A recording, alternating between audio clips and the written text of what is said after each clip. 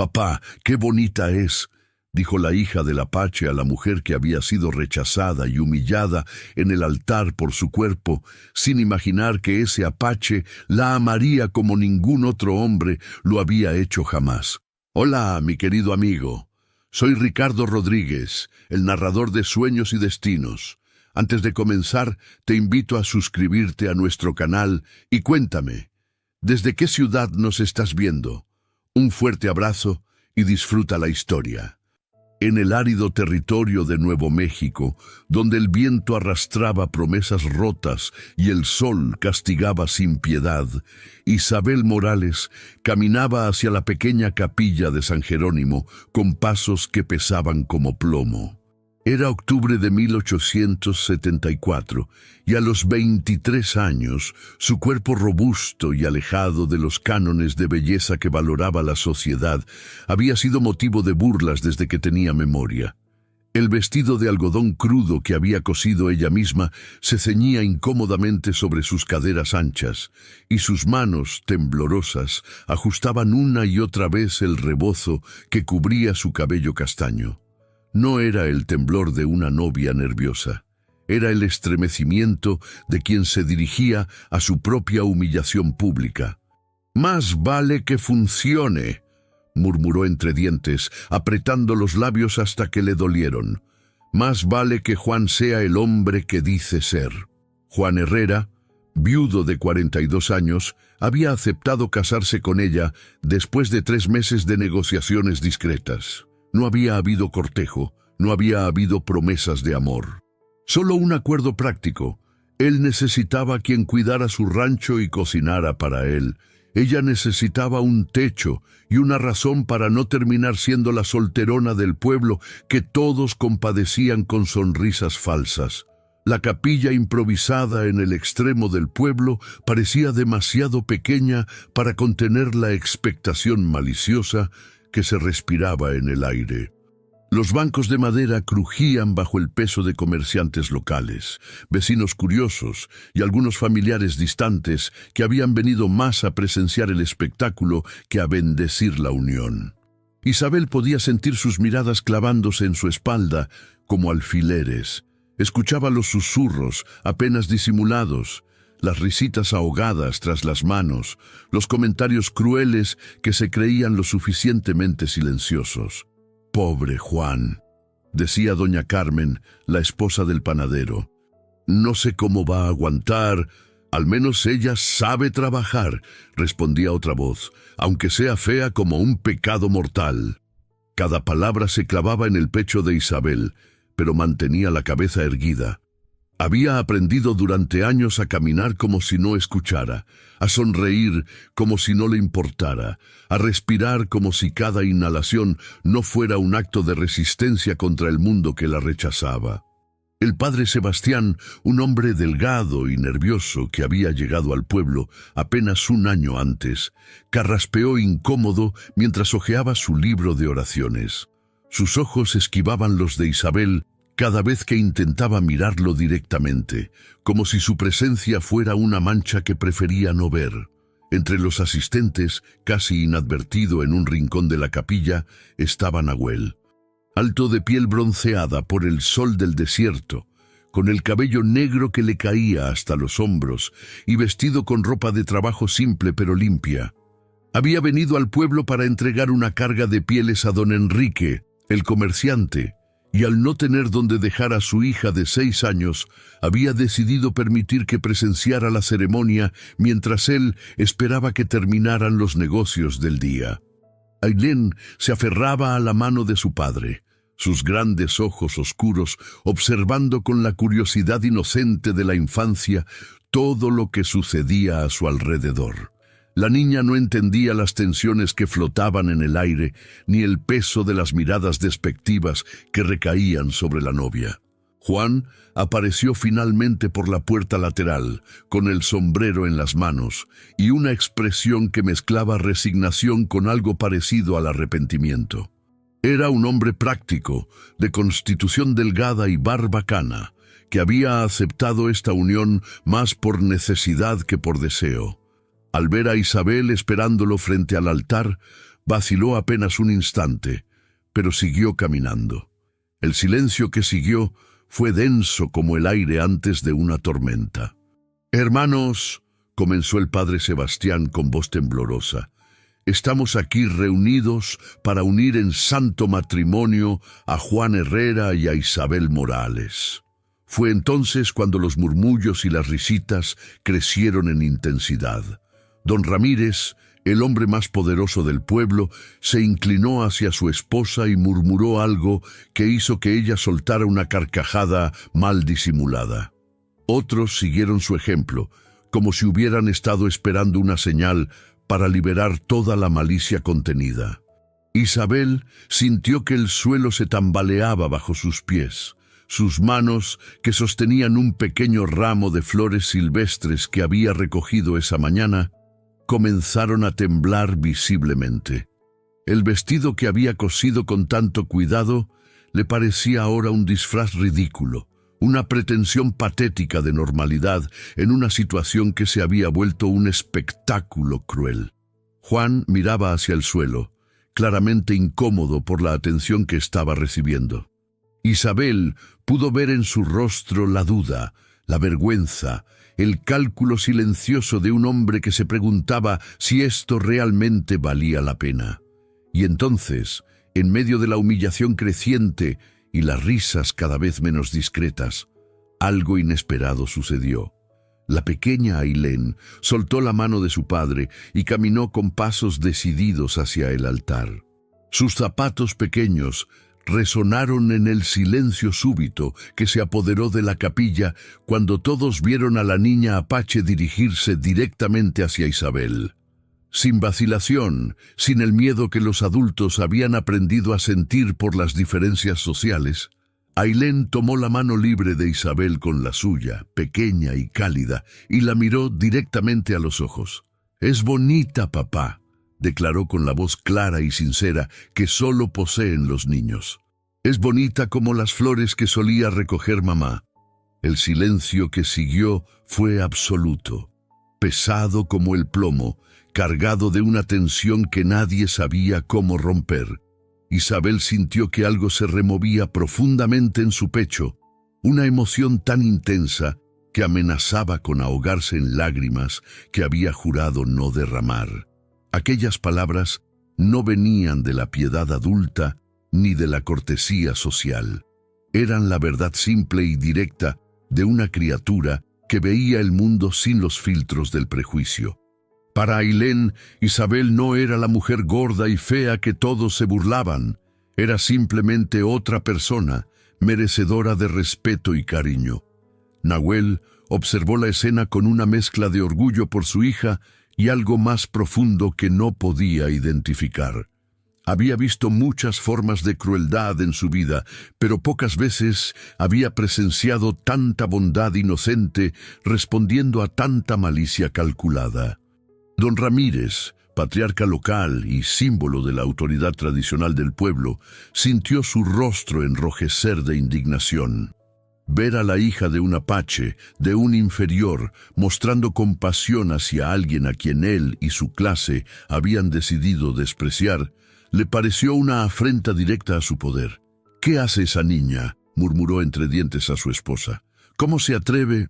Pero Isabel ya no escuchaba los murmullos hostiles ni sentía el peso de las miradas despectivas. En ese momento, sosteniendo la mano pequeña y confiada de Ailén, algo dentro de ella se fortalecía. No era la validación que había buscado toda su vida, pero era algo mejor, el reconocimiento genuino de su humanidad. A pesar del momento de gracia que había traído la pequeña Ailén, la ceremonia continuó con una tensión palpable. El padre Sebastián, visiblemente nervioso, apresuró las palabras rituales mientras Juan evitaba hacer contacto visual directo con su novia. «¿Acepta usted, Juan Herrera, a Isabel Morales como su legítima esposa?» La pausa que siguió fue demasiado larga. Juan miró brevemente hacia la congregación, donde don Ramírez lo observaba con una expresión que mezclaba diversión cruel y expectación. Las risitas habían cesado, pero el ambiente seguía cargado de una malicia apenas contenida. Acepto, murmuró finalmente Juan, con una voz tan baja que varios asistentes tuvieron que inclinarse hacia adelante para escucharlo. ¿Acepta usted, Isabel Morales, a Juan Herrera como su legítimo esposo? Isabel apretó la mano de Ailén, que aún permanecía a su lado como un pequeño ángel guardián. Miró directamente a los ojos de Juan, buscando algún rastro de la decencia que había creído ver en él durante sus conversaciones previas. «Acepto», respondió con voz firme, sorprendiendo a todos con la claridad de su respuesta. Cuando el padre Sebastián los declaró marido y mujer, no hubo aplausos, no hubo vítores, solo un silencio incómodo roto apenas por el llanto de un bebé en brazos de su madre.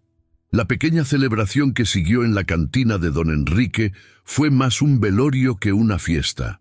Juan bebió más tequila de lo prudente, sus ojos esquivando constantemente los de su nueva esposa, mientras Isabel se sentaba en una esquina fingiendo no escuchar los comentarios crueles que flotaban a su alrededor. «Dame 2 meses», apostaba el herrero. 2 meses y Juan vuelve a ser soltero. «Yo digo que no aguanta ni 2 semanas», reía don Ramírez, disfrutando claramente del espectáculo. Cuando un hombre tiene que cerrar los ojos para besar a su mujer, Isabel se levantó silenciosamente y salió al aire nocturno. Necesitaba respirar, alejarse de las voces que la desmenuzaban como si fuera una res en el mercado. En la oscuridad del patio de la cantina, encontró a Nahuel y a Ailén preparándose para partir. «Gracias», le dijo a la niña, arrodillándose para estar a su altura. «Gracias por tus palabras lindas». Ailén la miró con esa seriedad que a veces poseen los niños. «¿Estás triste?» Isabel sintió que se le formaba un nudo en la garganta. «Un poco», admitió, «pero tus palabras me hicieron sentir mejor. Mi mamá decía que cuando estamos tristes hay que mirar las estrellas», murmuró Ailén señalando hacia el cielo nocturno. «Decía que cada estrella es alguien que nos quiere, cuidándonos desde arriba». Las lágrimas que Isabel había contenido toda la noche finalmente comenzaron a rodar por sus mejillas.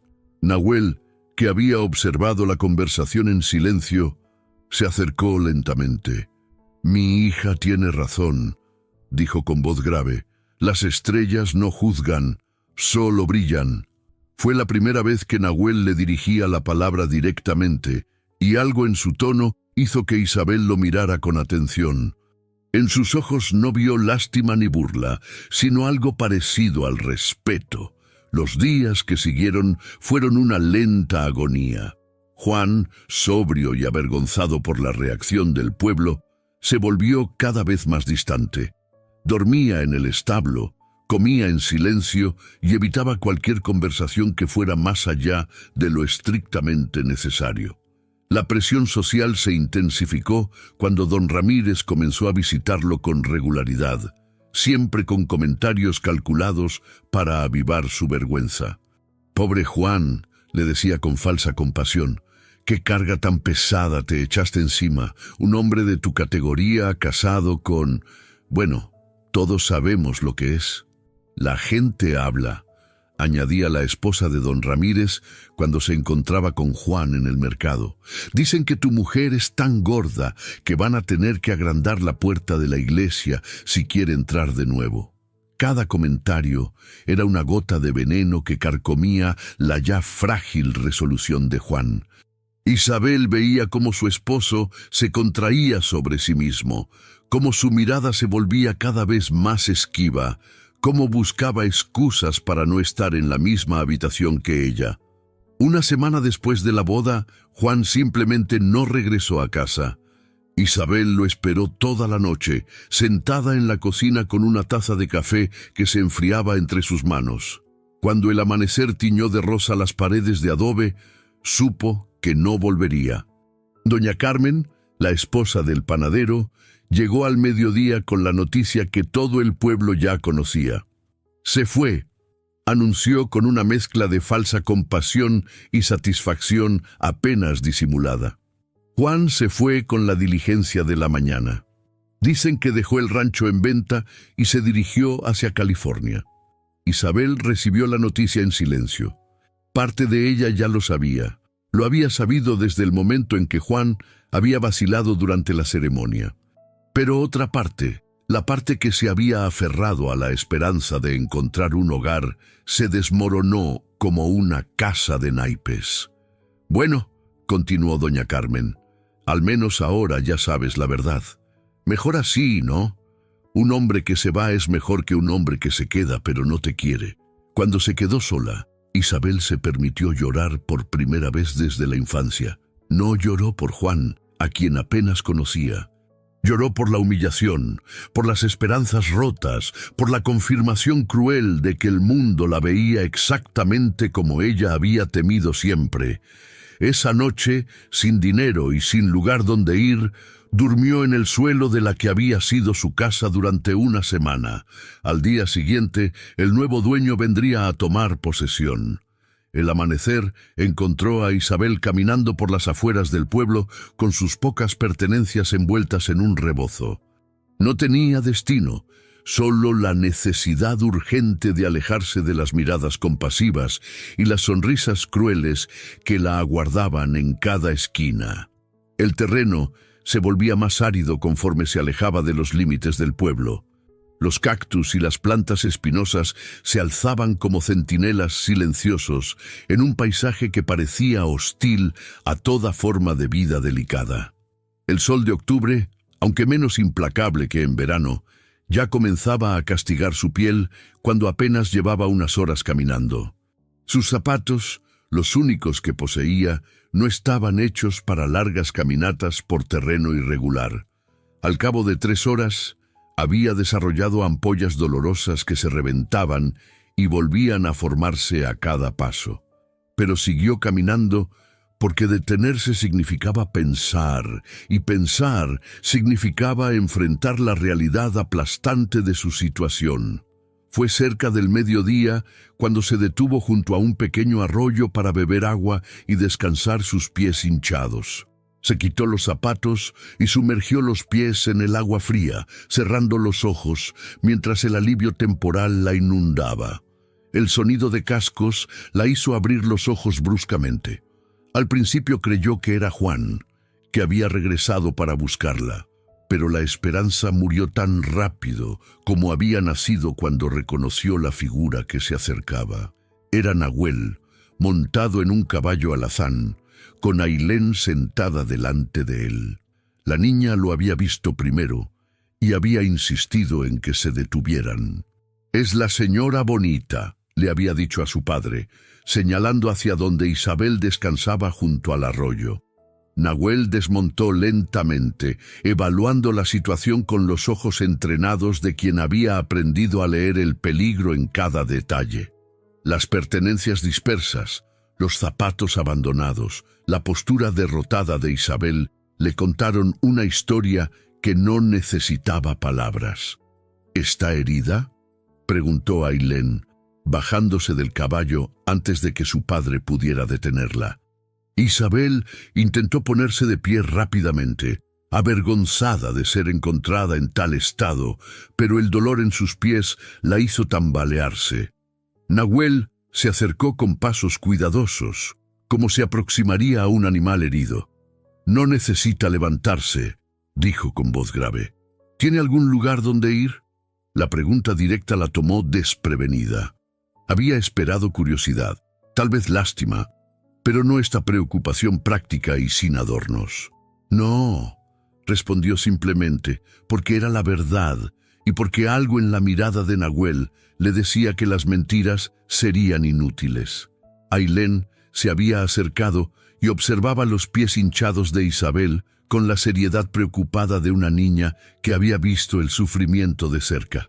«Papá», murmuró, «está lastimada como cuando yo me caí de la roca». Nahuel se quedó en silencio durante un largo momento. Isabel pudo ver el conflicto interno que se desarrollaba en su rostro. Ayudar a una mexicana abandonada podría traerle problemas, especialmente si alguien interpretaba mal sus motivaciones. Pero ignorar a alguien en necesidad Iba contra todo lo que le habían enseñado sus ancianos sobre el honor y la compasión. «Tengo una cabaña», dijo finalmente. «No es gran cosa, pero tiene techo y paredes. Puede quedarse hasta que se mejoren sus pies y decida qué hacer». Isabel lo miró a los ojos, buscando algún rastro de las intenciones ocultas que toda su vida le habían enseñado a temer de los hombres, pero encontró solo cansancio, una soledad que reconocía porque la llevaba dentro de sí misma y algo más difícil de definir: respeto. «¿Por qué?», preguntó. Nahuel miró hacia Ailén, que seguía examinando las heridas con la concentración de una pequeña doctora. «Porque mi hija ve algo en usted que vale la pena proteger», respondió, «y porque los que hemos conocido el rechazo debemos cuidarnos entre nosotros». La admisión de vulnerabilidad, viniendo de un hombre que irradiaba fuerza física, la conmovió más profundamente que cualquier declaración grandilocuente. «No tengo nada que ofrecerle a cambio», murmuró Isabel. «No le pido nada a cambio», replicó Nahuel. «Solo que se cure y encuentre paz». Ailén se había quitado su propio rebozo y lo sumergía en el arroyo. Con movimientos cuidadosos, comenzó a limpiar los pies de Isabel, sus pequeñas manos trabajando con una delicadeza que contrastaba con la dureza del mundo que las rodeaba. «Mi mamá hacía esto cuando papá se lastimaba», explicó la niña con naturalidad. «Decía que el agua limpia del río llevaba el dolor lejos». Mientras Ailén cuidaba sus heridas con la seriedad de una enfermera experimentada, Isabel sintió algo que no había experimentado en años: ser cuidada sin condiciones, ser vista como digna de atención y cariño simplemente por ser humana. Nahuel preparó un pequeño fuego y calentó agua en una olla de metal que llevaba entre sus provisiones. Sin palabras innecesarias, hizo una infusión con hierbas que extrajo de una bolsa de cuero, el aroma medicinal llenando el aire del mediodía. «Beba», le dijo, ofreciéndole una taza improvisada. «Es para el dolor y el cansancio». El líquido tenía un sabor amargo, pero no desagradable, y casi inmediatamente Isabel sintió cómo la tensión comenzaba a abandonar sus músculos doloridos. Cuando sus pies estuvieron limpios y vendados con tiras de tela limpia que Nahuel llevaba para emergencias, él la ayudó a subir al caballo, montando detrás para sostenerla mientras Ailén se acomodaba delante. El viaje hasta la cabaña tomó menos de 1 hora, pero fue tiempo suficiente para que Isabel comenzara a comprender que había encontrado algo más valioso que un refugio temporal. Había encontrado bondad genuina en el lugar menos esperado. La cabaña de Nahuel era simple pero sólida, construida con troncos de pino y adobe en una pequeña hondonada protegida por rocas que la ocultaban de miradas casuales. Tenía 2 habitaciones pequeñas, una zona común con una chimenea de piedra y un pequeño cobertizo donde guardaba sus herramientas y provisiones. Lo que más impresionó a Isabel fue la limpieza meticulosa del lugar. Todo tenía su sitio específico, desde las ollas colgadas en ganchos hasta la pequeña pila de mantas dobladas con precisión militar. Era evidente que Nahuel había criado a su hija él solo y que había aprendido todas las tareas domésticas por necesidad. «Puede usar esta habitación», le dijo, señalando hacia el cuarto más pequeño. Era donde dormía Ailén antes de que construyera su propia cama junto a la mía. Isabel miró alrededor del espacio diminuto pero acogedor. Había una cama estrecha con un colchón de paja limpia, una pequeña mesa que servía de escritorio y una ventana que daba vista a un jardín de hierbas medicinales cuidadosamente cultivado. «No puedo aceptar esto», murmuró, abrumada por la generosidad. «Es demasiado. Papá siempre dice que cuando ayudas a alguien, también te ayudas a ti mismo», interrumpió Ailén con la sabiduría simple de la infancia. «Mamá solía decir lo mismo». Nahuel asintió hacia su hija. «Mi esposa creía que la bondad es como el agua, siempre encuentra la manera de regresar a su fuente». Durante los primeros días, Isabel se movía por la cabaña como un fantasma tímido, tratando de ocupar el menor espacio posible, de no ser una carga. Pero gradualmente, la dinámica natural de la vida doméstica la fue integrando a la rutina. Ailén, con la confianza natural de los niños, la había adoptado como una presencia permanente. Le enseñaba los nombres de las plantas medicinales que crecían en el jardín, le contaba historias sobre su madre muerta, le pedía ayuda para trenzar su cabello negro. ¿Sabes cocinar tortillas?, le preguntó una mañana la niña, observando cómo Isabel intentaba ayudar con el desayuno. Sí, respondió Isabel, mi abuela me enseñó cuando era pequeña. ¿Puedes enseñarme? Papá hace tortillas, pero quedan muy duras. Nahuel, que escuchaba desde donde reparaba una silla, soltó algo parecido a una risa. Es verdad, admitió. Mis tortillas podrían servir como suelas de zapato. Fue el primer momento de humor genuino que habían compartido, y algo en el ambiente se relajó permanentemente. Los días se convirtieron en semanas. Isabel encontró su lugar en la pequeña familia cuidando a Ailén, enseñándole canciones que recordaba de su infancia, ayudándola con pequeñas tareas domésticas. Descubrió que tenía paciencia infinita para los juegos de la niña y que su corazón se expandía cada vez que la pequeña corría hacia ella con una flor silvestre o un dibujo hecho en la tierra. Nahuel trabajaba duro, cazando, recolectando, vendiendo pequeños servicios a los rancheros que lo aceptaban a regañadientes, pero que necesitaban su conocimiento del territorio y su fuerza física. No exigía nada de Isabel, no la trataba como una sirviente ni esperaba gratitud constante. Simplemente la incluía en la vida diaria con una naturalidad que la hacía sentir, por primera vez en años, que pertenecía a algún lugar. Las noches las pasaban junto al fuego, Isabel cosiendo o remendando ropa, mientras Ailén jugaba con muñecas hechas de trapos, y Nahuel tallaba pequeños objetos de madera o reparaba herramientas. La conversación fluía naturalmente, sin las presiones sociales que Isabel había conocido toda su vida. ¿Dónde aprendió a usar las hierbas medicinales?, le preguntó una noche Nahuel, observando cómo Isabel preparaba una infusión para el dolor de estómago de Ailén. Mi abuela era partera, respondió Isabel. Decía que Dios puso medicina en la tierra para quienes supieran buscarla. Mi pueblo cree lo mismo, murmuró Nahuel. La tierra provee todo lo que necesitamos si la respetamos. Estas conversaciones, simples en apariencia, iban tejiendo una comprensión mutua. Isabel descubrió que Nahuel había perdido a su esposa por una fiebre que ninguna medicina pudo curar, que había criado a Ailén solo durante 2 años, que llevaba sobre sus hombros el peso de proteger a su hija en un mundo que la vería como inferior simplemente por su sangre apache. Nahuel, por su parte, veía cómo Isabel florecía lejos de las miradas crueles del pueblo. Su risa se volvía más frecuente, sus movimientos menos temerosos, su voz más firme cuando hablaba.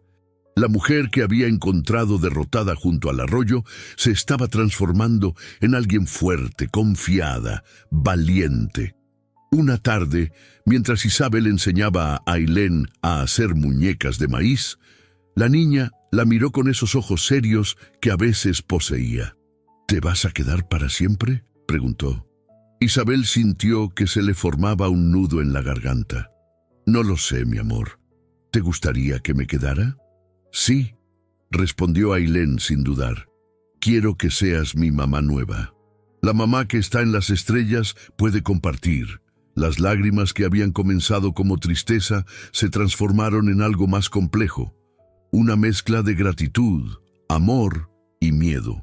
Miedo de atreverse a creer que había encontrado no solo refugio, sino hogar.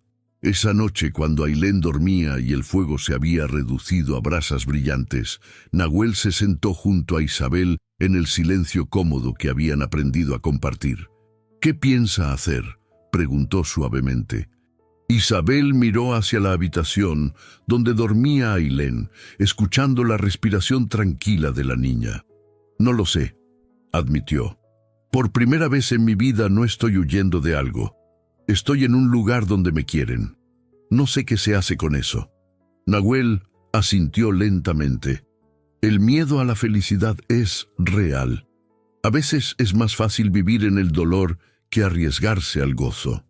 «¿Y usted?», preguntó Isabel. «¿Qué piensa de esto?». La pregunta colgó en el aire entre ellos, cargada de posibilidades no expresadas. «Pienso», dijo Nahuel después de un largo silencio, «que Ailén ha sido más feliz estas semanas que en los 2 años desde que murió su madre. Pienso que esta casa se siente más como hogar con usted en ella. Y pienso que tengo miedo de nombrar lo que siento, porque las palabras pueden romper cosas frágiles». Isabel sintió cómo algo cálido se expandía en su pecho. No era la pasión ardiente de las novelas románticas, sino algo más profundo y más sólido. El reconocimiento de 2 almas que habían encontrado en la otra un puerto seguro. «Entonces no usemos palabras», murmuró. «Todavía no». Nahuel le tomó la mano, un gesto simple que contenía promesas no dichas. Y en el silencio de la noche del desierto, bajo las estrellas que Ailén creía que eran los seres queridos que los cuidaban, comenzó a formarse algo que ninguno de los 2 se atrevía aún a llamar amor, pero que se sentía como la respuesta a todas las oraciones que nunca habían sabido cómo rezar. El invierno llegó temprano ese año, trayendo consigo vientos helados que silbaban entre las rocas y una escarcha que transformaba el paisaje árido en algo etéreo y frágil. Con el frío vino también el primer desafío serio que enfrentaría la pequeña familia que se había formado en la cabaña oculta. Ailén había desarrollado una tos persistente que comenzó como un resfriado menor, pero que se agravó conforme las temperaturas descendían. Al principio, Isabel trató los síntomas con las hierbas que conocía: té de gordolobo para la tos, infusiones de flor de saúco para bajar la fiebre, cataplasmas tibias en el pecho para aflojar la mucosidad. Pero después de una semana, la respiración de la niña se volvió laboriosa y su piel adquirió un tono grisáceo que hizo que Isabel sintiera un frío más profundo que el del invierno. «Tenemos que llevarla al pueblo», le dijo a Nahuel una madrugada, después de pasar la noche velando a Ailén mientras luchaba por respirar. «Necesita un médico verdadero». Nahuel observó a su hija, sus ojos reflejando un miedo que rara vez se permitía mostrar. Como padre soltero, había vivido con el terror constante de que algo le pasara a Ailén, de que su inexperiencia o las limitaciones de su situación pusieran en peligro a la única luz que le quedaba en el mundo. «Los médicos del pueblo no atienden a los apaches», murmuró, «y si me ven con usted». No necesitó terminar la frase. Ambos sabían que la presencia de Isabel junto a un apache sería interpretada de las maneras más maliciosas posibles por la gente del pueblo. «Entonces iré sola», decidió Isabel. «Diré que la niña diré que estoy cuidándola para una familia». Nahuel la miró con una expresión que mezclaba gratitud y algo más profundo. «¿Haría eso por nosotros?» «Haría cualquier cosa por ella», respondió Isabel, y al decir las palabras se dio cuenta de que eran absolutamente ciertas. «Es mi hija también». El viaje al pueblo fue una agonía. Isabel llevaba a Ailén envuelta en mantas, la niña febril y apenas consciente, luchando por cada respiración. El burro que Nahuel había insistido en que llevara para el viaje parecía avanzar con una lentitud desesperante, y cada minuto que pasaba, Isabel sentía que el tiempo se le escapaba entre los dedos. Cuando finalmente llegó al consultorio del doctor Mendoza, el único médico en 50 millas a la redonda, se encontró con la primera de muchas puertas cerradas. «¿Cómo dice que se llama la niña?», preguntó el doctor, un hombre mayor de barba canosa que la observaba con suspicacia. «Ailén», respondió Isabel, cargando a la niña que respiraba con dificultad. ¿Ailén qué? ¿De qué familia? Isabel vaciló. No había previsto esta pregunta. Yo la estoy cuidando. Su familia está de viaje. El doctor Mendoza la estudió con ojos entrecerrados, fijándose en los rasgos claramente indígenas de la niña, en su piel bronceada, en el corte de cabello tradicional apache que llevaba. «Esta niña es apache», declaró con frialdad. «¿Qué está usted haciendo con una niña apache?» «Está enferma», respondió Isabel, sintiendo cómo la desesperación le hacía temblar la voz. «Necesita ayuda». «Por favor, no atiendo salvajes», replicó el doctor, comenzando a cerrar la puerta. «Y no sé qué clase de mujer anda mezclándose con apaches, pero no es el tipo de clientela que acepto en mi consulta». La puerta se cerró con un golpe seco que resonó en el pecho de Isabel como un martillazo. Durante un momento se quedó parada en la acera polvorienta, sintiendo cómo el mundo se tambaleaba a su alrededor. Ailén murmuró algo incoherente entre sus brazos, y eso fue suficiente para que Isabel recuperara la determinación. Si el doctor no la ayudaría, encontraría otra manera. Fue de puerta en puerta, cargando a la niña cada vez más pesada, rogando a vecinos que la habían conocido toda su vida que tuvieran compasión por una criatura inocente. Pero una tras otra, las puertas se cerraron en su cara. «No podemos meternos en problemas», le dijo doña Carmen, evitando mirar directamente a Ailén. «Si don Ramírez se entera de que estamos ayudando a los apaches...» «Pero es solo una niña», suplicó Isabel. «Solo necesita medicina, un lugar cálido donde descansar». «Lo siento», murmuró la mujer cerrando la puerta con suavidad pero firmeza. La última puerta que tocó fue la de la botica, donde esperaba al menos poder comprar medicinas. Pero el boticario, un hombre nervioso llamado Esteban, se negó incluso a escucharla. «¿Está loca?», siseó, mirando nerviosamente hacia la calle. «¿Sabe lo que pasaría si alguien me ve vendiendo medicinas para los apaches? Don Ramírez me cerraría el negocio en una semana». Fue entonces cuando Isabel comprendió la verdadera naturaleza del poder que don Ramírez ejercía sobre el pueblo. No era solo desprecio social, era control económico total. Cualquiera que se atreviera a mostrar compasión hacia los indeseables se arriesgaba a perder su sustento. Desesperada, Isabel recordó las enseñanzas de su abuela sobre remedios de emergencia.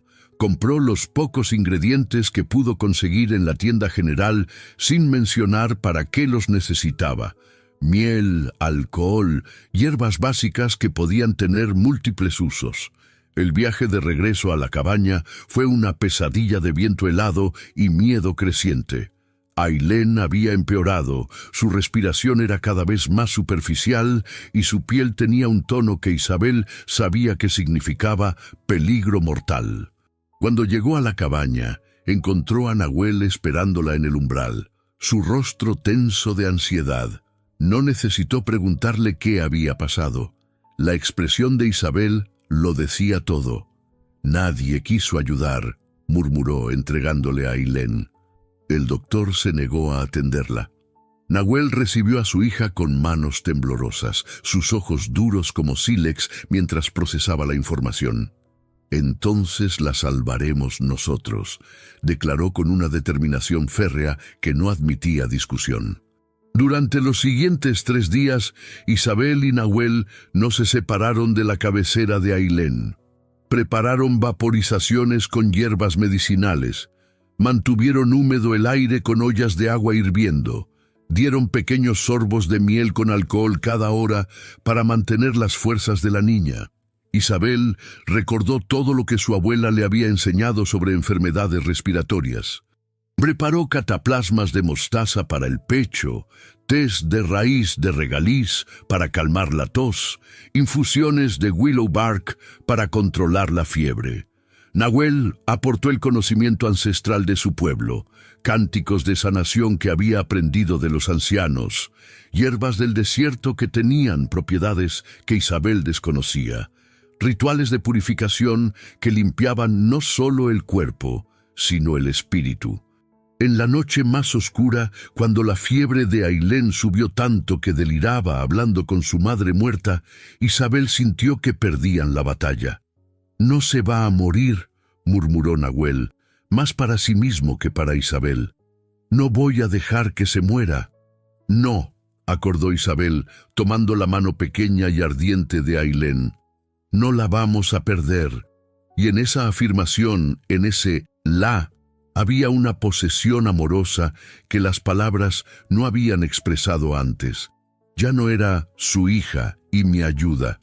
Era nuestra hija, nuestra lucha, nuestra familia. Al cuarto día, cuando los primeros rayos del sol entraron por la ventana, Ailén abrió los ojos con claridad por primera vez en una semana. Su respiración, aunque débil, ya no era el jadeo desesperado de los días anteriores. «Tengo hambre», murmuró con una vocecita ronca. Isabel se echó a llorar sin poder controlarse.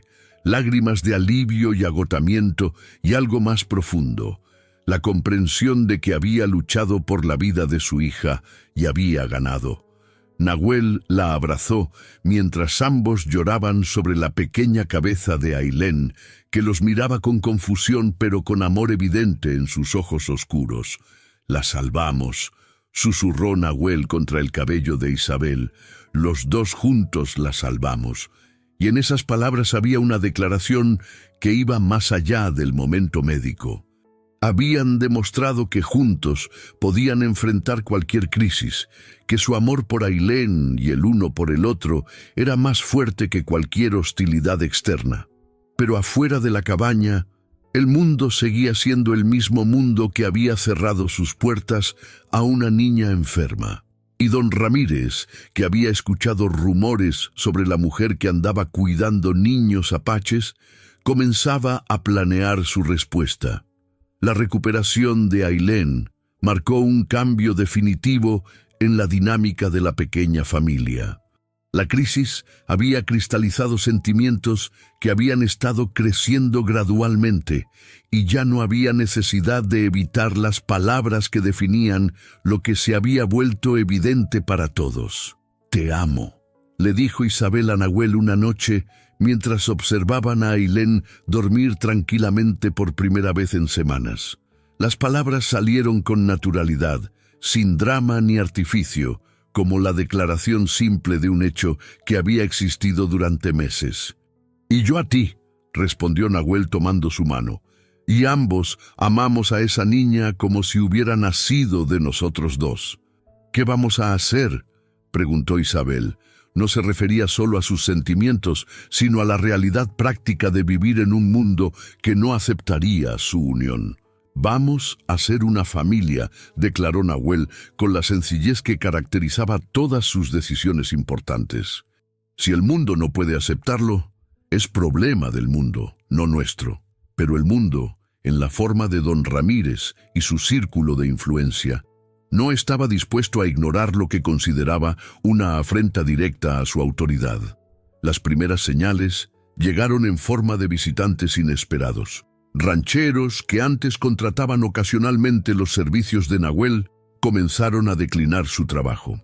Comerciantes que habían comprado sus pieles y artesanías, de repente ya no estaban interesados en hacer negocios. «Es por la mujer», le dijo uno de ellos con cierta vergüenza.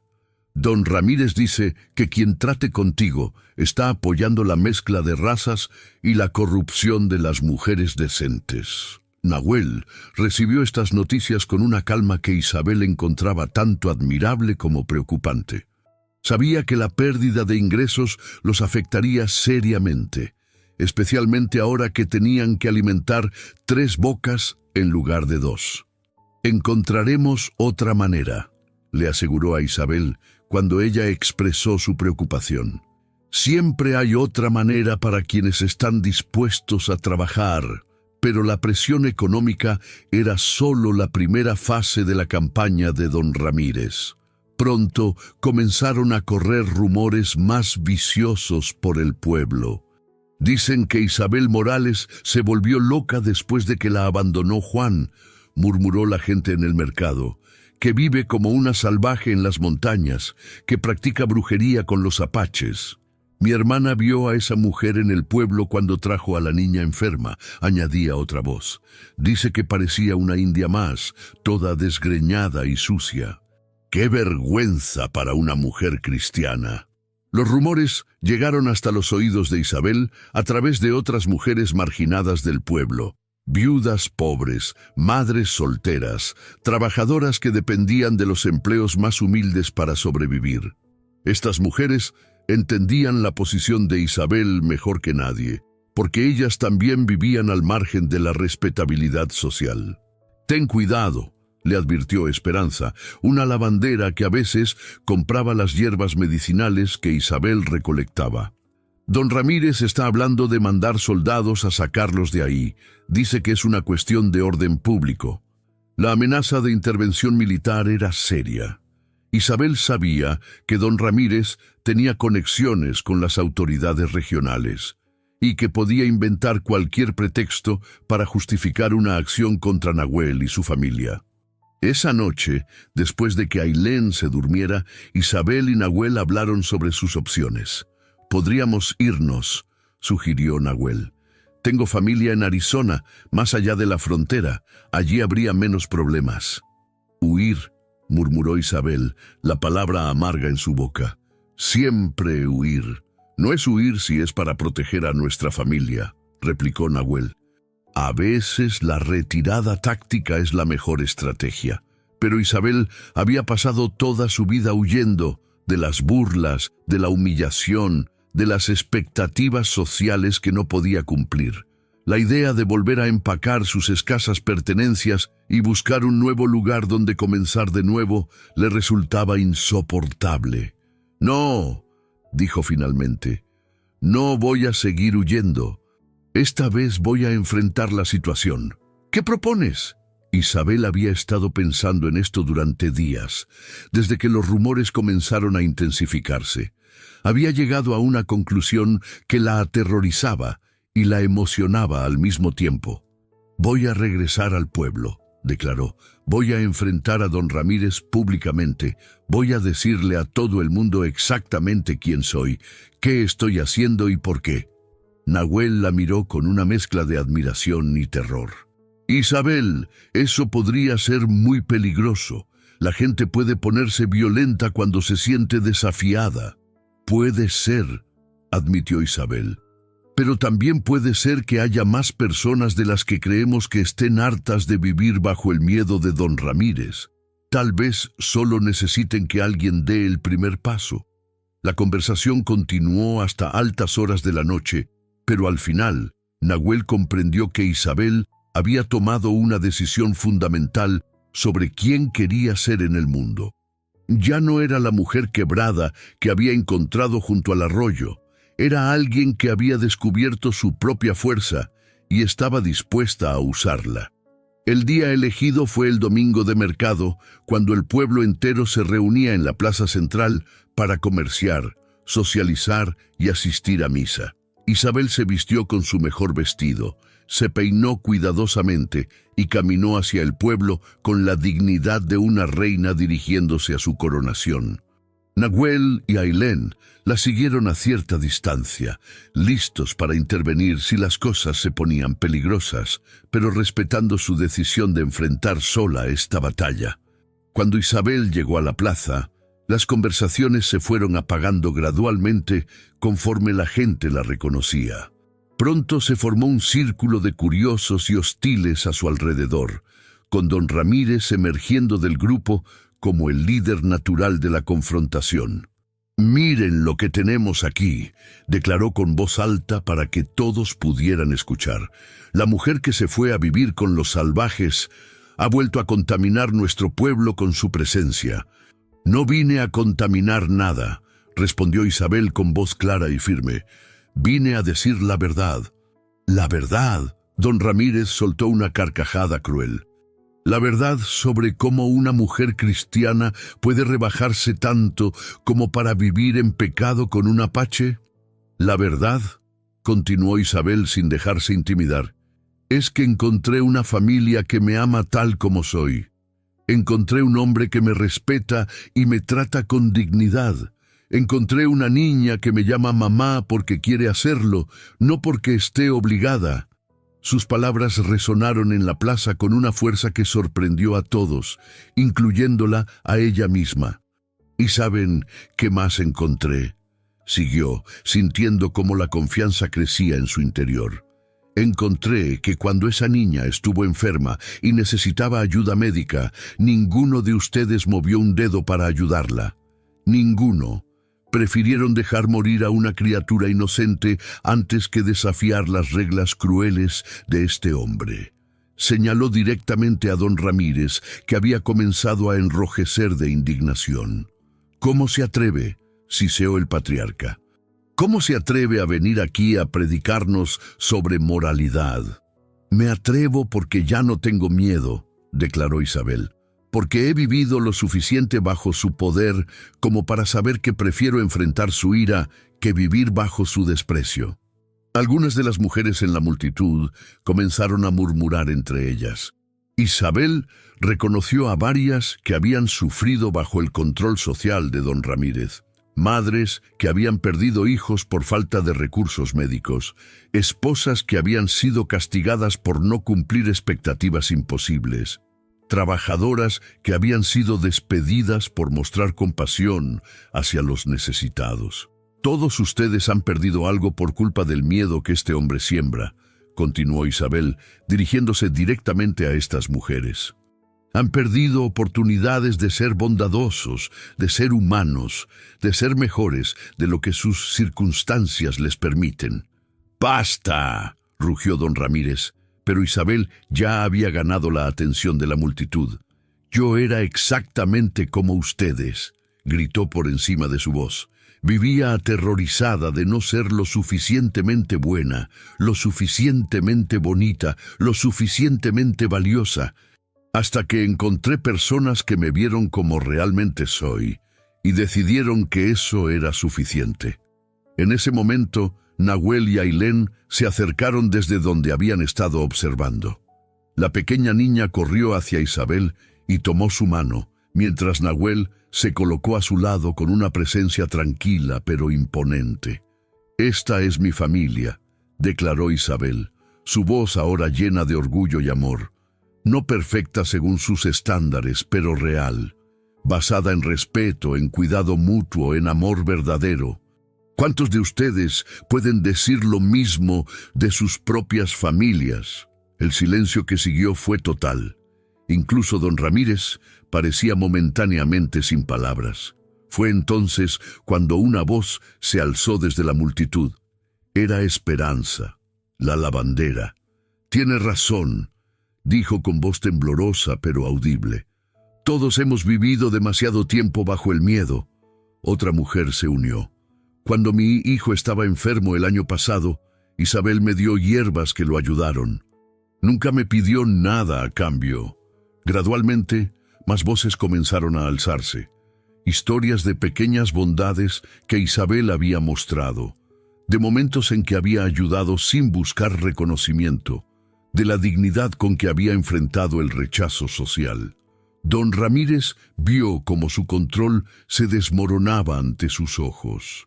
La autoridad que había mantenido durante décadas a través del miedo y la vergüenza se evaporaba conforme las personas comenzaban a recordar su propia humanidad. «Esto no va a quedar así», murmuró amenazadoramente, pero su voz ya no tenía el poder de antes. «Está bien», respondió Isabel con tranquilidad. «Haga lo que tenga que hacer, pero nosotros vamos a seguir siendo una familia, vamos a seguir viviendo con dignidad y vamos a seguir demostrando que el amor es más fuerte que el odio». Tomó las manos de Nahuel y Ailén y juntos comenzaron a caminar fuera de la plaza. Detrás de ellos, las conversaciones estallaron con una intensidad que no se había visto en años, conforme las personas comenzaban a cuestionar abiertamente las reglas que habían gobernado sus vidas. 6 meses después, en una pequeña ceremonia en la cabaña que se había convertido en su hogar, Isabel y Nahuel se casaron según las tradiciones apache, con Ailén como su única testigo oficial y un pequeño grupo de amigos que habían encontrado el valor para desafiar las convenciones sociales. La ceremonia fue simple, pero profundamente significativa.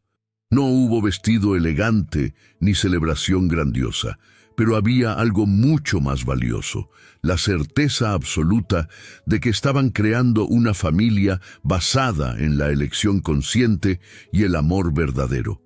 Ailén, ahora de 7 años y radiante de salud, sostuvo las manos de ambos durante el intercambio de votos. ¿Sigues pensando que soy bonita?, le preguntó Isabel a la niña, recordando las palabras que habían comenzado todo. «Eres la más bonita», respondió Ailén con la seriedad de una pequeña sacerdotisa, «pero sobre todo, eres la mejor mamá del mundo». Mientras el sol se ponía sobre las montañas que rodeaban su hogar, Isabel reflexionó sobre el viaje que la había llevado desde la humillación en la capilla hasta este momento de completa satisfacción. No había sido el camino que había esperado o planeado, pero había sido el camino correcto. En la distancia, el pueblo seguía existiendo con sus jerarquías y prejuicios, pero don Ramírez había perdido mucho de su poder. Varias familias habían comenzado a cuestionar abiertamente las tradiciones crueles, y algunas mujeres habían encontrado el valor para forjar sus propios caminos. Isabel ya no era la novia abandonada que había caminado sin destino por el desierto.